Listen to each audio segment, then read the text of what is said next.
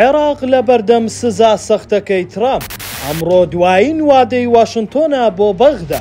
عێراق ڕوبەڕووی قەیرانێکی گەورەی غاز و کارەبا دەبێتەوە.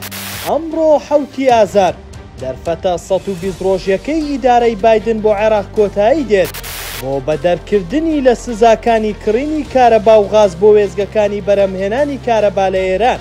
ئیدارەی ترامپی ژنیەتی ئەوەی نییە جارێکی دیکە و دەرفەتە بداتەوە بە عێراق بۆ کڕینی کارەبا و غاز.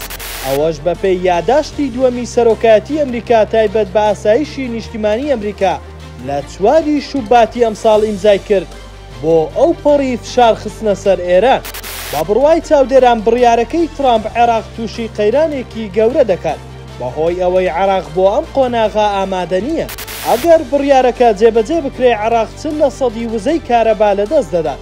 ناشتوانێ ڕاستەوخۆ ئەو دۆسیە چارەسەر بکات و جێگرەوەی کارەبا و غازی ئێران دابین بکات. شارەزایان دوو پێشنیاری جێگرەوەیان خستۆتە ڕوو. لە قۆناغی یەکەمدا هاوردەکردنی غازی سروشتی لە سعودیا، دواتریش پەلەکردن لە چارەسەرکردنی ئەو غازەی لە کێڵگەکانی نەود ڕۆژانە بە هەدەف دەچێت و دەسووتێت.